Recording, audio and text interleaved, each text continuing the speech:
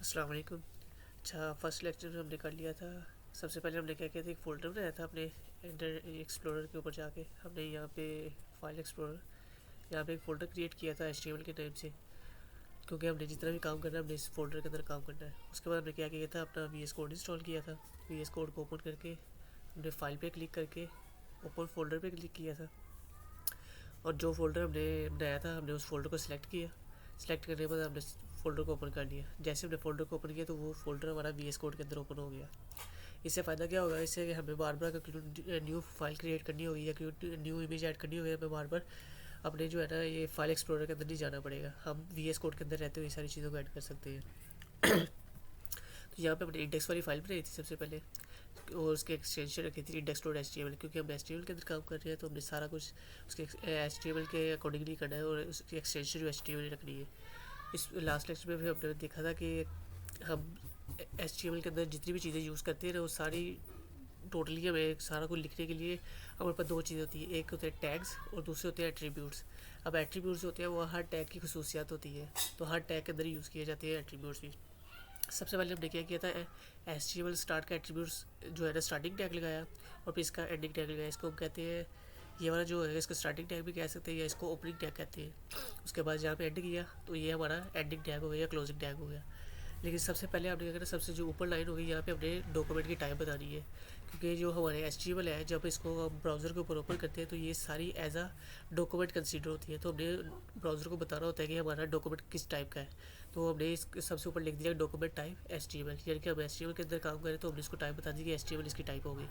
उसके बाद हमने HTML का एलिमेंट स्टार्ट किया, HTML का एलिमेंट क्लोज किया। अब HTML के अंदर हमारे पास दो चीज़ आती है, कोई भी वेबसाइट बनाती है उसके अंदर हमारे पास दो चीज़ होती है। सबसे ऊपर हमारे पास वेबसाइट का हेडर होता है, उसके बाद हमारे पास वेबसाइट की बॉडी होती है। हेडर वो होता है जिसमें हमारी वेबसाइट का टाइटल और वेबसाइट का जो आइकन होता है वो शो होता है। उस आइकन को हम फैब आइकन कहते हैं।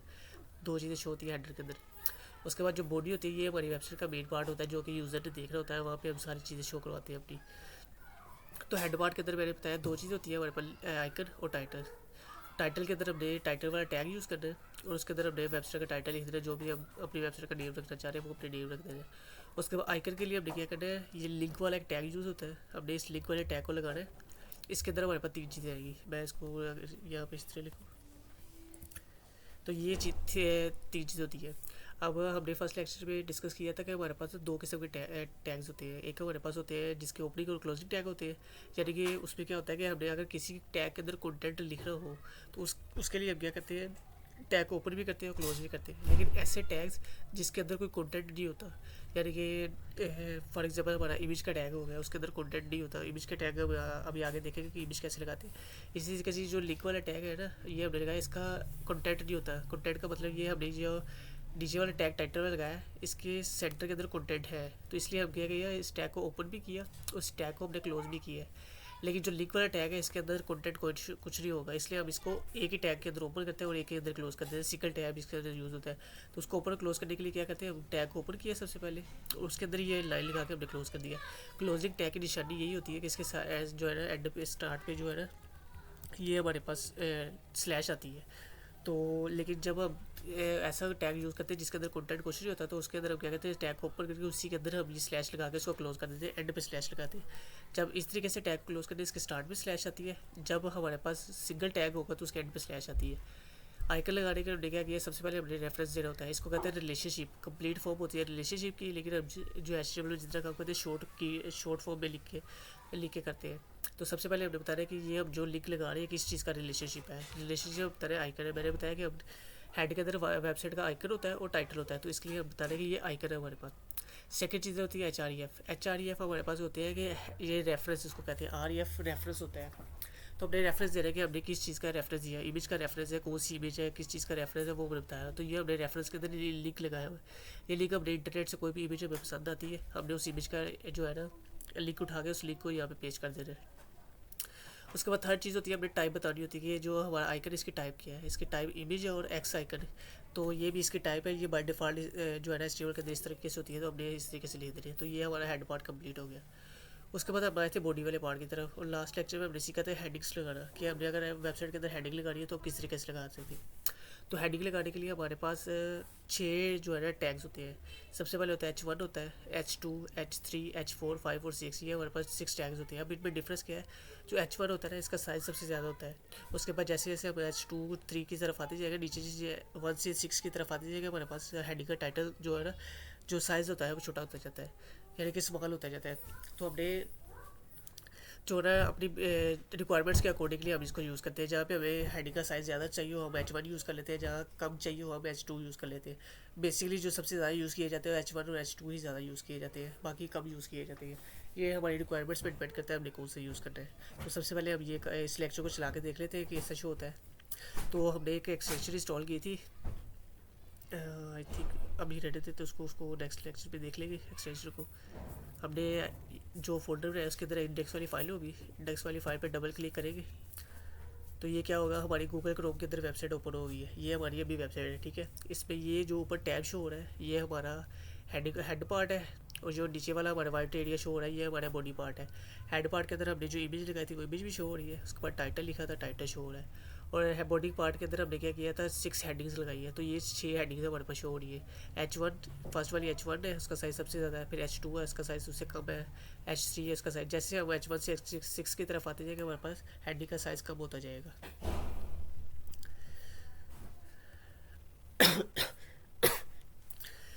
तो अब हम नेक्स्ट चीज़ सीखेंगे, अगर हमने पैराग्राफ लिखना हो तो पैराग्राफ में क्या होता है कि हमने काफ़ी ज़्यादा टेक्स्ट लिखना होता है। तो उस तरीके से अगर टेक्स्ट लिखा हो तो हम क्या करेंगे, उसके लिए हमारे पास होता है पैराग्राफ का टैग होता है। अब मैंने बताया कि HTML में हम जितनी भी चीज़ें लिखे हम उसकी फुल फॉर्म नहीं लिखते, जैसे कि हमने ऊपर किया था रिलेशनशिप, तो हमने रिलेशनशिप की जगह REL लिखा था, कंप्लीट फॉर्म रिलेशनशिप नहीं लिखी थी। इस तरीके से हमने पैराग्राफ अगर लगाना है तो हम पूरा पैराग्राफ नहीं लिखेंगे। पैराग्राफ को लिखने के लिए हमारे पास टैग होता है जिसको हम P का टैग कहते हैं। जैसे हमने हेडिंग के लिए हमने H1 लिखा था, H2 लिखा था, इस तरीके पैराग्राफ को लिखने के लिए P टैग यूज़ करेंगे। तो हमने बॉडी पार्ट के अंदर आना है, यहाँ पे आके हमने लिखना है P। हमने सबसे पहले P टैग को स्टार्ट करना है। हम सबसे पहले उसका ओपनिंग टैग लगाया, और ओपनिंग टैग लगाने के बाद हमने क्या किया था, क्लोजिंग टैग भी लगाया। अब इसका ओपनिंग और क्लोजिंग क्यों लगाया, क्योंकि मैंने बताया कि कोई भी ऐसा टैग जिसके अंदर हमने कोई ना कोई कंटेंट लिख रहा हो तो उसको ओपनिंग और क्लोजिंग टैग होता है हमारे पास, और कोई ऐसा टैग जिसके अंदर हमारे पास कंटेंट ना हो तो उसको हम सिंगल के अंदर ही क्लोज कर देते हैं। अब ये पैराग्राफ वाला टैग है, इसके अंदर हमने कंटेंट लिख रहे हैं, तो इसलिए हमने इसको पहले ओपन किया इस पैराग्राफ के टैग को, फिर इसको क्लोज भी किया। अब जब हम ऑफिशियल वेबसाइट बना रहे होते हैं तो उसमें हमारे पास कोई ना कोई कंटेंट होता है, पैराग्राफ्स होते हैं हमारे पास। लेकिन अभी हम डमी वेबसाइट बना रहे हैं, हम टेस्टिंग के लिए या सीखने के लिए बना रहे हैं, तो हमारे पास कंटेंट नहीं है। तो कंटेंट ना हो तो उसके लिए हम डमी कंटेंट यूज़ करते हैं। तो डमी कंटेंट लिखने के लिए उसके लिए एक वो वेबसाइट होती है जिसको हम कहते हैं Loram Epson. Loram Epson website का नाम है, उस वेबसाइट से जाकर आप कंटेंट को डमी कंटेंट कॉपी करके यहाँ पे लिख सकते हैं। लेकिन क्योंकि हम VS कोड यूज़ कर रहे हैं, VS कोड यानी कि हमारे जो कोड एडिटर है जिसके अंदर हम ये सारी कोडिंग कर रहे हैं, इसके अंदर बाय डिफ़ॉल्ट ऑप्शन होती है जो डमी कंटेंट को जनरेट कर सकती है। उसके लिए आपने क्या करना है, अपने दोनों ओपनिंग क्लोजिंग टैग के सेंटर पे क्लिक करना है। तो यहाँ पे आपने लिखना है लोरम, और इसके बाद आपने काउंटर लिखना है कि आपने को कितने लेटर्स चाहिए। फॉर एग्जांपल मुझे चाहिए 50 लेटर्स चाहिए, तो मैं 50 लिख के एंटर प्रेस करूँगा तो ये क्या करेगा, 50 कैरेक्टर्स को, 50 डमी कैरेक्टर्स को यहाँ पे मेरे कोड के अंदर लिख देगा। तो अब आपने चीज़ देखी क्या, हमने जब कंटेंट लिखा है तो ये क्या हुआ, हमारा पेज स्क्रॉल होना शुरू हो गया, यानी कि हमें पूरा कंटेंट देखने के लिए पेज को स्क्रॉल करना पड़ेगा। अपने इस ब्राउज़र को या एडिटर को स्क्रॉल करके हम ये कंटेंट देख सकते हैं। तो इसकी एक ऑप्शन होती है हमारे पास, हम क्या करते हैं, व्यू पे क्लिक करके वर्ल्ड रैप पे क्लिक करते हैं। इसकी जो शॉर्टकट की होती है Alt+Z होती है, यहाँ से भी आप क्लिक कर सकते हैं या Alt+Z के भी कर सकते हैं। मैं वर्ल्ड रैप पे क्लिक करूँगा तो क्या करेगा, हमारे पूरे कंटेंट को एक ही व्यू के अंदर ले आएगा। इससे क्या होगा, हमें अपने बार बार स्क्रॉल नहीं करना पड़ेगा। हम जो भी कंटेंट होगा हम एक ही स्क्रीन के ऊपर देख सकते हैं, हमें बार बार स्क्रॉल नहीं करना है। तो उसने क्या किया, मैंने लोरम 50 लिखा था, तो लोरम 50 लिखने से क्या होता है, उसने 50 करेक्टर्स हमारे पास डमी ऐड कर दिए। अब मैंने फाइल को सेव किया। अब मैंने ये भी चीज़ बताई थी कि अगर हमने फाइल को ऑटो सेव करना हो, जब भी हम फाइल के अंदर काम कोई भी चेंजेस करते हैं हमें फाइल को बार बार सेव करना पड़ता है।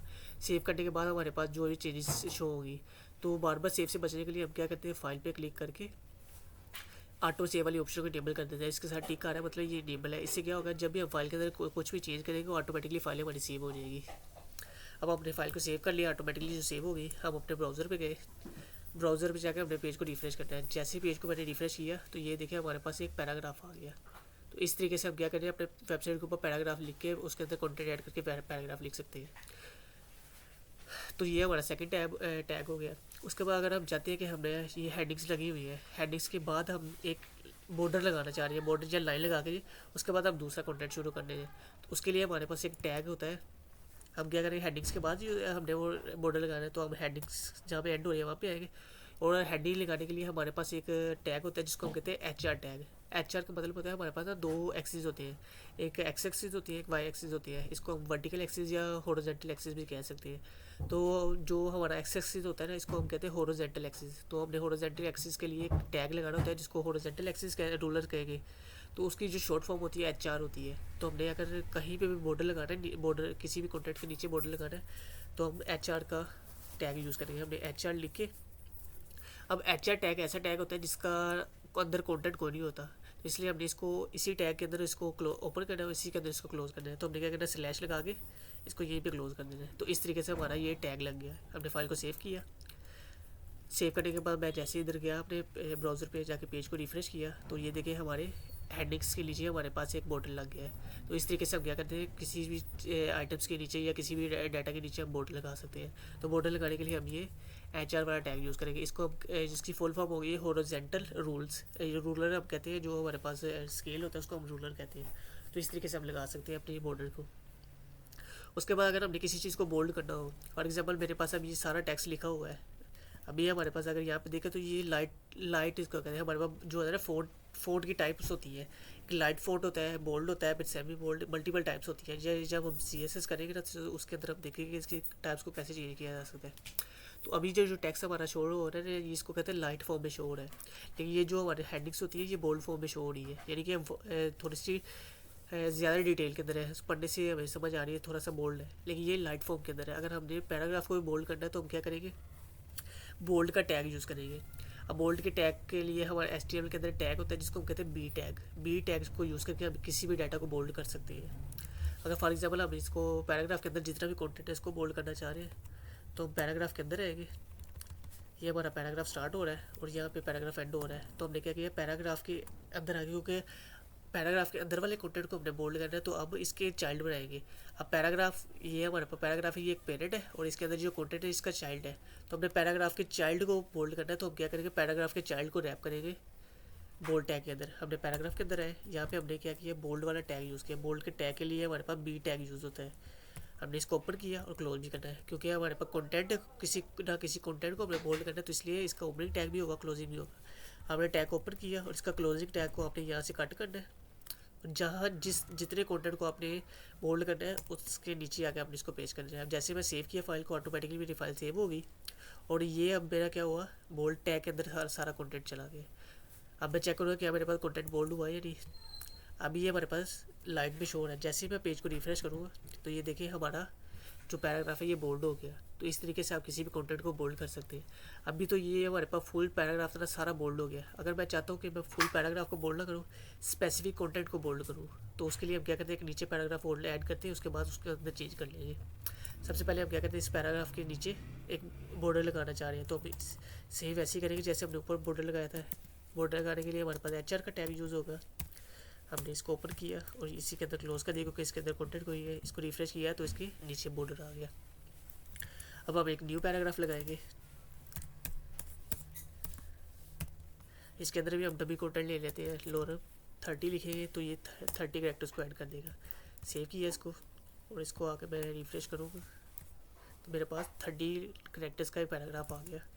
ठीक है, अब मैं चाहता हूँ कि मेरे पास ये सिर्फ है 3 वर्ड्स, मैं सिर्फ इसको बोल्ड करना चाह रहा हूँ, पूरे पैराग्राफ को बोल्ड नहीं करना चाह रहा। तो इसके लिए क्या करूँगा, मैं इसके स्टार्ट में आऊँगा, बोल्ड टैग को इसके स्टार्ट में लगा दूँगा। बी टैग को इसके स्टार्ट में लगाया तो बी टैग ओपन भी हो क्लोज भी हो, तो मैं बी टैग का क्लोजिंग टैग को कट करूँगा और इस कंटेंट के एंड में ले जाऊँगा। जितने कंटेंट को मैंने बोल्ड करना है उस कंटेंट को मैं बी टैग के अंदर लिख दूँगा। तो यहाँ पे मैं लिखा, तो इसका मतलब क्या होगा, मेरे पास बाकी जो कंटेंट है वो सिंगल लाइट फॉर्म में रहेगा, लेकिन जो 3 वर्ड्स हैं ना ये बोल्ड हो जाएंगे। तो अब मैं इसको चेक करूँगा क्या वाकई हुआ या नहीं। मैं पेज को रिफ्रेश करूँगा तो ये देखिए, ये हमारे पास बाकी सारा हमारे पास पैराग्राफ है वो लाइट फॉर्म में आ रहा है, लेकिन ये जो इतनी है हमारे पास 3 वर्ड्स है ये हमारे पास बोल्ड फॉर्म में आ रहा है। तो इस तरीके से आप टेक्स्ट को बोल्ड भी कर सकते हैं। अब बोल्ड हमारे पास क्या एक स्टाइल है, हमारे पास टेक्स्ट को लिखने का स्टाइल है। इस तरीके से बोल्ड के कंपैरेटिवली हमारे पास एक स्टाइल और यूज़ होता है जिसको हम कहते हैं इटैलिक स्टाइल। तो हम देखेंगे इटैलिक स्टाइल को कैसे इम्प्लीमेंट कर सकते हैं। तो जैसे हमारे पास बोल्ड करने के लिए हमारे पास बी का टैग होता है, इस तरह अटैलिक करने के लिए हमारे पास आई का टैग होता है। तो हम उसके लिए भी क्या करते हैं, सबसे पहले नीचे एच आर लगा लेते हैं।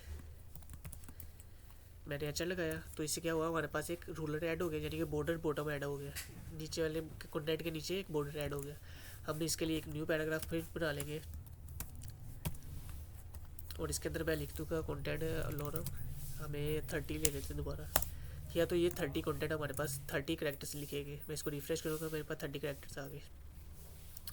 अब मैं क्या करूँगा, मैं चाहता हूँ कि ये हमारे पास जितना भी टैक्स है ये सारा टैलिक फॉर्म के अंदर शो हो। तो मैं इसके लिए क्या करूँगा, आई का टैग यूज़ है, जैसे बोल्ड करने के बी का टैग यूज़ होता है, इस तरीके से अटैलिक करने के लिए हमारे पास आई का टैग यूज़ होता है। तो मैं आई के टैग को स्टार्ट किया, आई के टैग को क्लोज भी करेंगे क्योंकि इसके अंदर हमने कॉन्टेंट लिख रहा है, तो इसका ओपनिंग टैग भी होगा, क्लोजिंग टैग भी होगा। तो मैंने क्लोजिंग टैग को कट किया और इसके अंदर जाके एंड पे जाके पेस्ट कर दिया। तो इससे क्या हुआ, ये मेरे पास पैराग्राफ के अंदर जितना भी कंटेंट होगा अटैलिक हो जाएगा। अब अटैलिक शो कैसे होगा, अभी ये देखिए हमारे पास ये सिंपल इस तरह का शो हो रहा है। जैसे मैं इसको रिफ्रेश करूँगा, और सॉरी मैंने इसको रिफ्रेश किया तो इसका स्टाइल देखें, ये स्टाइल थोड़ा सा चेंज हो गया। ये देखें ऊपर वाला स्टाइल डिफरेंट है, नीचे वाला हमारे पास स्टाइल डिफरेंट है। तो इसको हम कहते हैं अटैलिक फॉर्मेट। तो हम टेक्स्ट को इस तरीके से भी लिख सकते हैं। अब हम देखते हैं कि अगर हमने कंटेंट के अंदर स्पेस ऐड करनी हो, फॉर एग्जांपल मैं चाहता हूँ कि ये हमारे पास बाय डिफ़ॉल्ट तो स्पेस आ रही है, यहाँ पे भी हमारे पास स्पेस शो हो रही है, तो ये सिंगल स्पेस है, इसको हम कहते हैं सिंगल स्पेस। अगर फॉर एग्जांपल मैं ज़्यादा स्पेस ऐड करना चाहूँ, एक ही बजाय मैं 2-3 कैरेक्टर्स की स्पेस ऐड करना चाहूँ, तो मैं कैसे करूँगा। मैं यहाँ पे 2-3 मतलब स्पेस पर ऐसे करूँगा, फाइल को सेव किया तो ऑटोमेटिकली मेरा फाइल वहाँ पे आ गई। मैं दोबारा इसको सेव करता हूँ, इस तरीके से करता हूँ, स्पेस ज़्यादा ऐड की, पेज को रिफ़्रेश किया तो मेरे पास स्पेस अभी भी नहीं आएगी, क्योंकि जो बाय डिफ़ॉल्ट हमारे पास जितनी मर्जी स्पेस दे दे, हमारा जो VS कोड है ना, ये एक ही स्पेस इसको कंसीडर करेगा। लेकिन अगर हम एक से ज़्यादा स्पेस ऐड करना चाहते हैं तो फिर हम क्या करेंगे, उसके लिए हमारे पास एक कोड होता है। हम क्या करेंगे, हमारे पास होता है, इसको हम कहते हैं एट द रेट सॉरी, इसको हम कहते हैं ऐड साइन लगा के NBSP और हमारे पास कॉलन।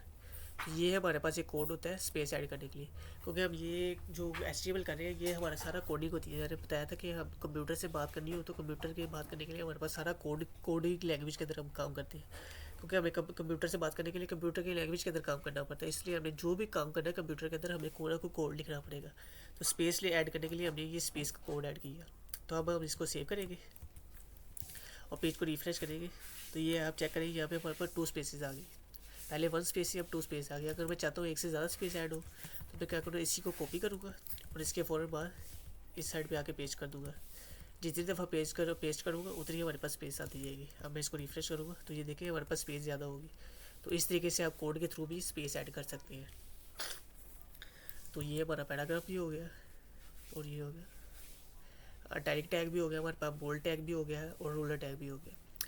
अब हम नेक्स्ट देखेंगे कि लिस्ट कैसे लगाए जा सकते हैं। आपने देखा होगा कि हमारे पास मल्टीपल वेबसाइट्स होती है, वहाँ पे चेक लिस्ट लगी होती है या मल्टीपल लिस्ट बनी होती है। तो हम अपने वेबसाइट के अंदर कैसे लिस्ट लगा सकते हैं।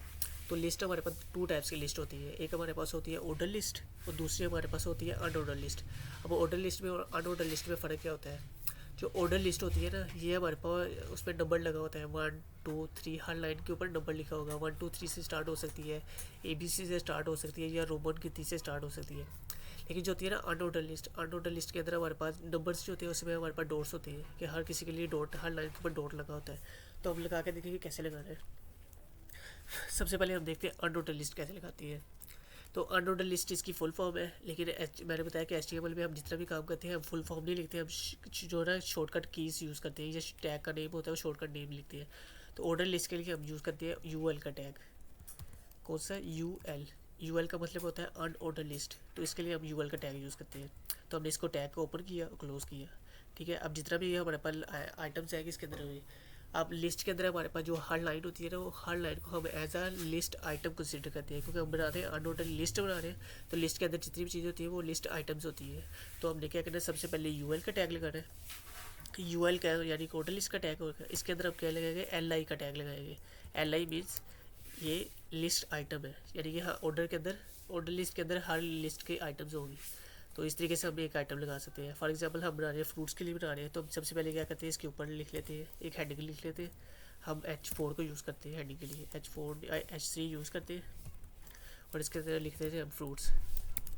तो ये हमने एक हेडिंग लगा ली कि हम फ्रूट्स के लिए एक ना लिस्ट बनाना चाह रहे हैं।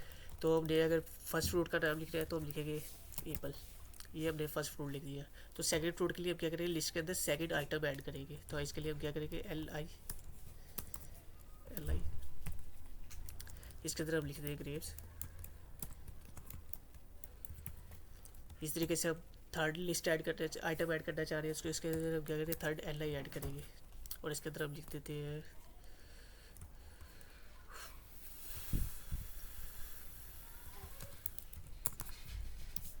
मैंगो। इस तरीके से हम थर्ड, अगर इसके अंदर एक और लिस्ट आइटम ऐड करना चाह रहे हैं, फॉर एग्जाम्पल ऑरेंज की, तो इस तरीके से हम मल्टीपल लिस्ट के अंदर आइटम्स ऐड करना चाह रहे हैं तो आप कर सकते हैं। अब इसको मैंने सेव फाइल ऑटो सेव पे लगी हुई है तो सेव हो जाएगा हमारी। इधर आएंगे, हम अपने ब्राउज़र पे आकर रिफ्रेश करेंगे तो ये देखिए हेडिंग भी आ गई और इसके अंदर हमारे पास लिस्ट भी शो हो रही है। तो इस तरीके से आप लिस्ट बना के अपने आइटम्स को शो कर सकते हैं। तो मैंने बताया जो अनऑर्डर लिस्ट होती है उसमें हमारे पास डॉट शो होते थे। तो ये इसकी क्या टाइप है, यानी कि अनऑर्डर लिस्ट की एक टाइप है, हम इस टाइप को चेंज भी कर सकते हैं।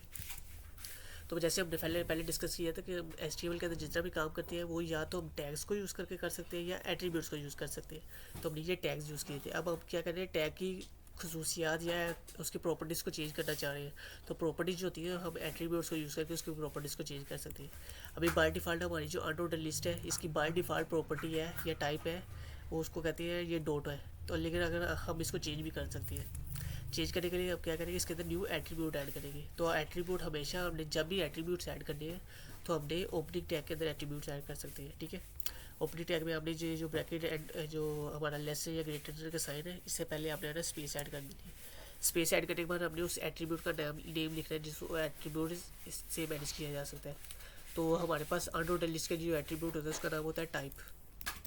इसकी हम टाइप चेंज करते हैं। अभी इसकी टाइप है हमारे पास बाय डिफ़ॉल्ट, इसको हम कहते हैं डिस्क टाइप है। अभी ये बाय डिफ़ॉल्ट डिस्क है, यानी कि जो सर्कल शो हो रहा है ये डिस्क टाइप का है। हम इसको चेंज कर सकते हैं। तो हमने ये इसका एट्रीब्यूट लिखा, एट्रीब्यूट के तरह हम इसका नेम चेंज कर सकते हैं, इसकी टाइप चेंज कर सकते हैं, सर्कल। तो हम इसको सेव करेंगे और इसको आकर रिफ्रेश करेंगे तो ये इसने क्या है, इसकी टाइप को चेंज कर दिया। पहले वाली जो टाइप थी वो डिस्क टाइप थी और ये हमारी सर्कल है। अगर हम दोबारा यहाँ पर डिस्क लिखते हैं, इस तरीके से दोबारा डिस्क लिखते हैं, इसको रिफ्रेश करेंगे तो ये क्या होगा, दोबारा उसी तरीके से आ जाएगी। तो ये इसकी टाइप डिस्क थी और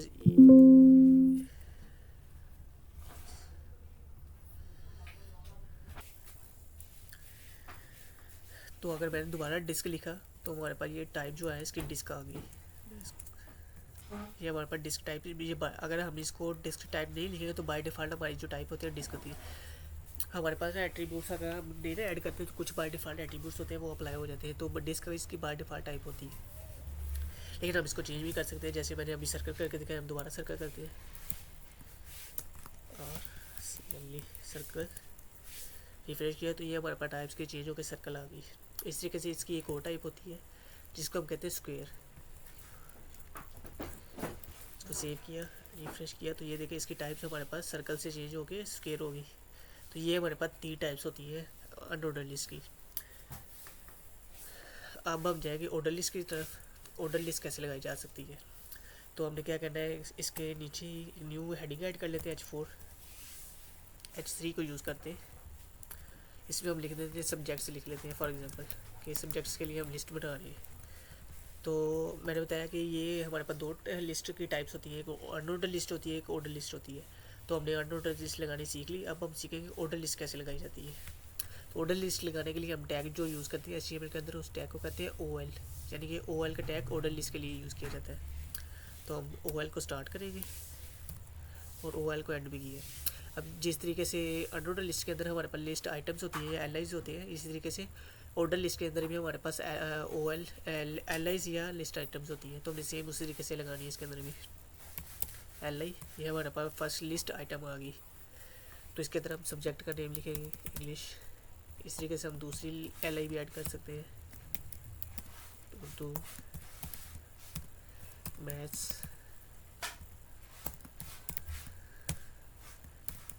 वर्क स्टडी,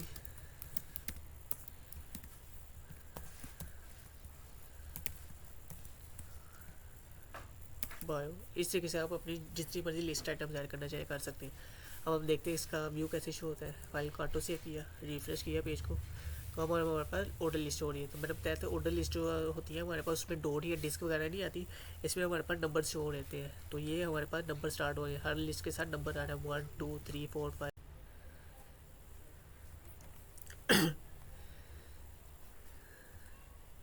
तो जैसे हम अनऑर्डर लिस्ट के अंदर अनऑर्डर लिस्ट के अंदर हमने टाइप का एट्रीब्यूट देखा था, इसी तरीके से हमारे पास ऑर्डर लिस्ट के अंदर भी टाइप का एट्रीब्यूट होता है। तो जैसे मैंने देखा था कि हमने देखा था कि अनऑर्डर लिस्ट जो होती है उसकी बाय डिफ़ॉल्ट जो टाइप होती है वो डिस्क होती है।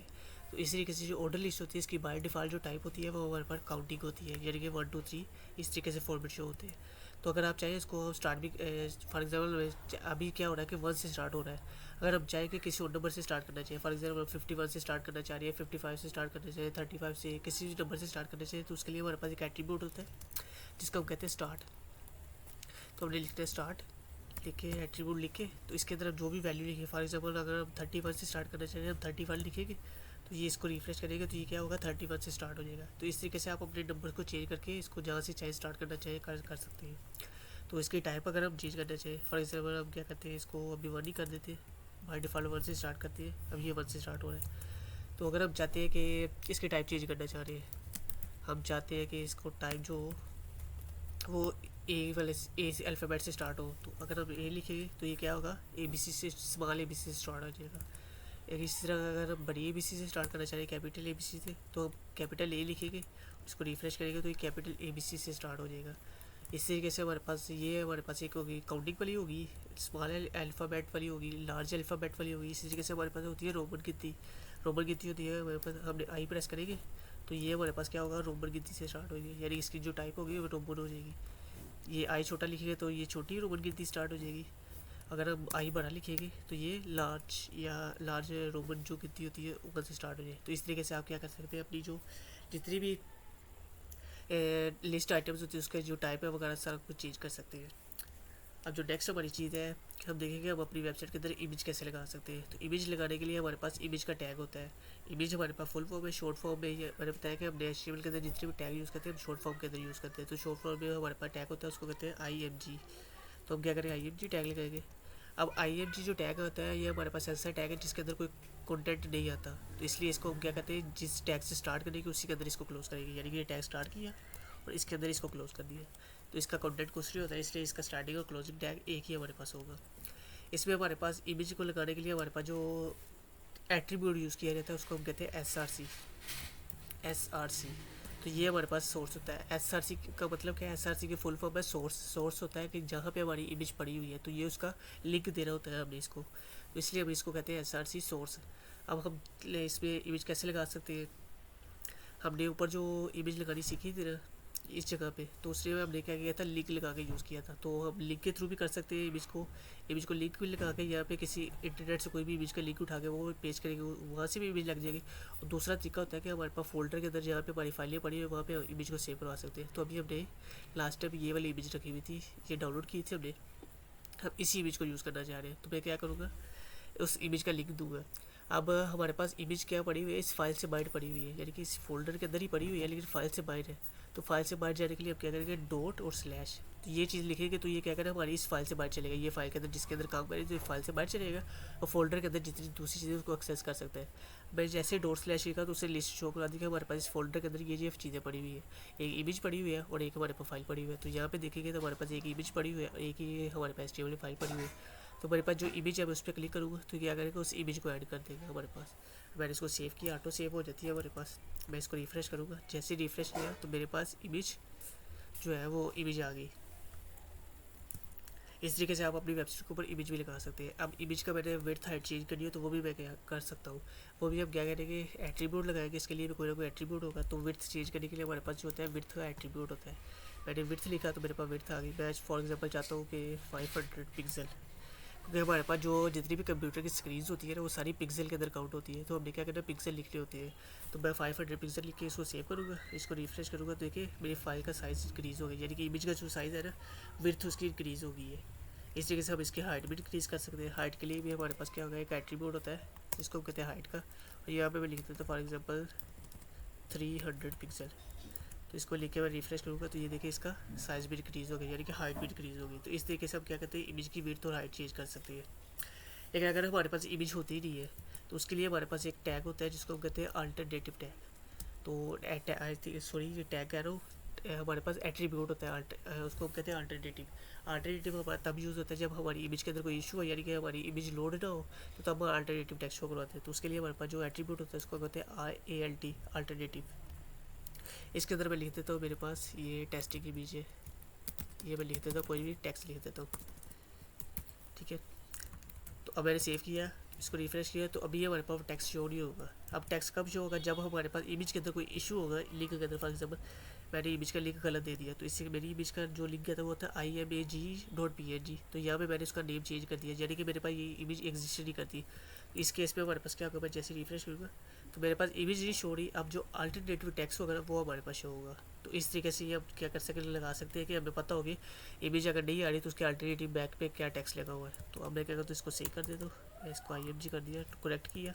अब इसको रिफ्रेश किया तो मेरी इमेज आ गई। तो इमेज जब आएगी तो हमारा अल्टरनेटिव टेक्स्ट शो नहीं होगा। तो हमारे इमेज का टैग हो गया। इस तरीके से हमारे पास जो टेक्स्ट चीज़ होती है, लिंक टैग के हम अपनी वेबसाइट के अंदर पेजेस कैसे बना सकते हैं। आपने देखा होगा, आप जिस भी वेबसाइट के ऊपर जाते हैं वहाँ पे मल्टीपल पेजेस होते हैं। जैसे कि मैं एक वेबसाइट पे जाता हूँ, हमारे पास है VS कोड डाउनलोड, ये वेबसाइट पे जाती है। तो ये VS कोड की ऑफिशियल वेबसाइट है, मैं इसको ओपन कर लेता हूँ। तो हमारे पास देखिए ये सबसे ऊपर ना हमारे पास एक हैंडल शो हो रहा है, इसके अंदर हमारे पास ये पेजेस है काफ़ी सारे। तो हम भी इस तरह के पेजेस बनाना चाह रहे हैं। अभी तो ये क्या है, CSS यूज़ करके तो पेजेस को डिज़ाइन करके लगाया हुआ है। तो हमने अभी CSS ही सीखी, तो हम सिंपल लगाना सीखेंगे कि हम अपनी वेबसाइट के अंदर पेजेस कैसे लगा सकते हैं। CSS के बाद में यूज़ करके हम इसको डिज़ाइन करेंगे। तो अभी हम क्या करेंगे, सारे पेजेस यूज़ करना चाह रहे हैं। तो हम सबसे पहले क्या करेंगे, हमारे पास लिस्ट लगाएंगे। अभी ये जो पेजेस यहाँ पे शो हो रहे हैं, ये एज ए लिस्ट की फॉर्म में शो हो रहे हैं, लेकिन इस हमारी लिस्ट जो हो रही है वो इस तरीके से शो हो रही है। उनकी लिस्ट जो है ना इस तरीके से शो हो रही है, वो इसलिए हो रही है क्योंकि उन्होंने CSS करके इसको डिज़ाइन किया हुआ है। तो अभी हमने तो डिज़ाइनिंग सीखी नहीं, हम सिर्फ स्ट्रक्चर सीख रहे हैं। तो हम सिर्फ अभी अपनी जो है ना इमेज को या लिंक्स को इस तरह लगाना सीखेंगे। उसके बाद हम जब CSS पे जाएंगे उसको डिज़ाइन करना सीखेंगे। तो अब हम क्या करते हैं, सबसे पहले एक लिस्ट बनाएंगे। मैं इमेज को एंड में कर दूँ, इमेज के ऊपर लिस्ट लगा देते हैं। और यहाँ पे हम लिख देते हैं H3 लिख के, हम यहाँ पे लिख लेते हैं लिंक्स या पेजेस लिख लेते हैं हम यहाँ पे। तो यहाँ पे मैं कह रहा कि एक अनऑर्डर लिस्ट लगाता हूँ। और मैंने बताया कि लिस्ट के अंदर हमारे पास लिस्ट आइटम्स होती है जिसको हम LI कहते हैं। तो हम LI लगाएंगे फर्स्ट, इसके अंदर हम लिख देंगे नहीं। अब हम नहीं, क्योंकि लिंक लगा रहे हैं तो लिंक के लिए हमारे पास जो यूज़ होता है वेबसाइट बनाने के लिए, जो लिंक बनाने पे टैग यूज़ होता है उसको हम कहते हैं anchor tag. Anchor ANCHOR anchor tag use होता है। और एंकर टैग की जो शॉर्ट फॉर्म होती है वो होती है A टैग। तो हम A टैग को यूज़ करके अपनी वेबसाइट के अंदर पेजेस लगा सकते हैं। तो हमें क्या करना है, लिस्ट के अंदर आके पहले हम क्या करते थे, सिंपल टेक्स्ट लिख रहे थे। अब हमने सिंपल टेक्स्ट नहीं लिखना, हमने LI के अंदर आना है। तो यहाँ पे एक न्यू टैग यूज़ करना है जिसको हम कहते हैं A टैग। हमने A टैग लिखे, तो A टैग जो होता है इसको हमने ओपन भी करना है, इसको क्लोज भी करना है, क्योंकि A टैग के अंदर हमने पेज का नाम लिखना होता है कि हम कौन सा पेज है। तो हम लिख देते हैं, हमारे पास फॉर एग्जांपल पहले पेज है, होम का पेज है, तो हमने होम लिख दिया। इस तरीके से हम क्या करते हैं, अब हमने पेज बना तो लिया है। ये पेज का अगर मैं इसको दिखाता हूँ आपको, रिफ्रेश किया तो ये हमारे पास पेज आ तो गया है, लेकिन इस पेज पे क्लिक करने में कुछ नहीं होगा। तो हमने क्या करना है, इस पेज को लिंक बनाना है ताकि हम इस पर क्लिक करें तो दूसरे पेज पे जा सके। उसके लिए हमने पेज का लिंक लगाना है। तो लिंक लगाने के लिए हमारे पास जो एंकर टैग होता है A वाला, इसके अंदर एक एट्रीब्यूट है जिसको हम कहते हैं HREF का मतलब होता है कि हम इसके अंदर किसी भी वेबसाइट का लिंक लगा सकते हैं। तो हम जाते हैं इस वेबसाइट पे, हम इसका लिंक लगाना चाह रहे हैं। फॉर एग्जांपल ये डॉक लिखा हुआ है, तो हम इसका लिंक कॉपी करें, राइट क्लिक करके कॉपी लिंक एड्रेस किया। हाँ, यहाँ पे आकर हमने लिंक पेस्ट करनी है अपने HREF के अंदर। हम इसको भी अभी चेंज करके डॉक ही रख देते हैं। तो ये आप पेजेस का नाम भी रख सकते हैं। तो ये हमारे पास हो गया, फर्स्ट पेज हो गया। मैं इसको चेंज करना चाह रहा हूँ, मैं इसको कॉपी करूँगा, न्यू टैब ऐड कर दूँगा। इस तरीके से ना न्यू पेजेस जितनी आप लिस्ट आइटम ऐड करना चाहिए या लिस्ट पेजेस ऐड करना चाहिए कर सकते हैं। तो मैंने ये 5 ऐड किए। मेरे पास दूसरा था अपडेट्स वाला, तो मैं इसको चेंज कर देता हूँ। अपडेट्स लिख दिया मैंने यहाँ पे। और यहाँ पे भी लिंक क्या होगा, इसका लिंक कॉपी करेंगे यहाँ से और यहाँ पे मैं पेस्ट कर दूँगा, इस जगह पे पेस्ट कर दिया। तो इस तरीके से मेरा सेकंड पेज है ब्लॉग का, तो मैं यहाँ पे ब्लॉग लिख दिया। और यहाँ पे भी इसका नेम चेंज कर देते ब्लॉग। नेक्स्ट पेज है हमारा API का, तो यहाँ पे हमने क्या किया, इस पे देखें कि API ही है, तो हम यहाँ पे चेंज करके API लिख देंगे। आगे हमारा है एक्सटेंशंस का, एक्सटेंशंस। तो यहाँ पे हम क्या करेंगे, लिंक को कॉपी कर लेते हैं यहाँ से, इसका नाम लिखा हुआ है VS कोड। यहाँ हम दूसरा पेज रख लेते हैं MCP वाला, क्योंकि MCP वाला ठीक है, MCP। यहाँ पे हम चेंज करके MCP ये रख लेते हैं। तो इस तरीके से हम क्या कहते हैं, पेजेस बना सकते हैं। हम यहाँ जाके अपने वेबसाइट पे जाके रिफ्रेश करूँगा तो ये क्या हुआ, हमारे पास पेजेस ऐड हो गए। अब देखेंगे हमारे पास जो पहले लिस्ट हो रही है उसका कलर ब्लैक था, लेकिन जब हमने लिंक लगाया तो लिंक के केस में होता है हमारे पास बाय डिफ़ॉल्ट जो लिंक का कलर होता है वो ब्लू कलर होता है। तो इसके ऊपर जैसे आप होवर करेंगे तो ये हमारे पास नीचे, हमारे पास इसके ऊपर होवर करने पे नीचे हमारे पास उसका लिंक शो होगा, जो हमने HRF के अंदर लिखा होगा वो लिंक शो होगा हमारे पास। अब ये पेजेस के ऊपर क्या होता है कि जैसे हम इसके ऊपर क्लिक करेंगे तो ये क्या करेगा, क्लिक करने पर दूसरे पेज पे चला जाएगा। ये देखिए जैसे मैंने पेज पे क्लिक किया तो दूसरे पेज पे चला गया। मैं इसको बैक जाऊँगा, बैक पे क्लिक करके यहाँ से बैक चल रहा हूँ। तो जैसे मैं बैक गया तो अब देखिए इसका कलर चेंज हो गया है, यानी कि पहले डार्क ब्लू था, अब पहले लाइट ब्लू था, अब डार्क ब्लू हो गया। इसका मतलब हमने इस पेज को विजिट कर लिया है। इस तरीके से मैं दूसरे पेज पे क्लिक करूँगा तो दूसरे पेज पे चला जाएगा। तो पेज हमारा ये यानी कि दूसरे पेज पे वेबसाइट पे किसी और पे शिफ्ट हो गया, क्योंकि हमने इस वेबसाइट का लिंक दिया हुआ था, इस वेबसाइट का लिंक दिया था तो उस वेबसाइट पे चला गया। इस तरीके से हम अपनी वेबसाइट के अंदर दूसरी वेबसाइट के पेजेस लगा सकते हैं, या अपनी वेबसाइट के अंदर दूसरे हमने पेज जो डिफरेंट पेजेस बनाए हैं हम उस पेजेस पे भी शिफ्ट कर सकते हैं। वो हम आगे सीखेंगे कि ये सारे पेजेस को कैसे यूज़ किया जा सकता है। तो ये हमारे पेज शिफ्ट हो गए। तो इस तरीके से हम क्या करते हैं, अपने पेजेस के अंदर लगा सकते हैं। लेकिन एक चीज़ आपने नोट करनी है, हम इस पेज पे क्लिक कर रहे हैं ना तो ये क्या करता है, मेरे पेज को रिफ्रेश करता है, यानी कि हमारी वेबसाइट को रिफ्रेश करके दूसरी वेबसाइट पे शिफ्ट कर जाता है। लेकिन अगर हम चाहते हैं कि हमारी वेबसाइट को वैसे के वैसे रहे, जब इसने दूसरी वेबसाइट पे जाना है तो न्यू टैब ओपन करें। लेकिन ये हमारे पास जितने भी ऊपर टैब्स हैं ये सारे टैब्स हैं, ये जो है ना ब्राउज़र के टैब्स होते हैं।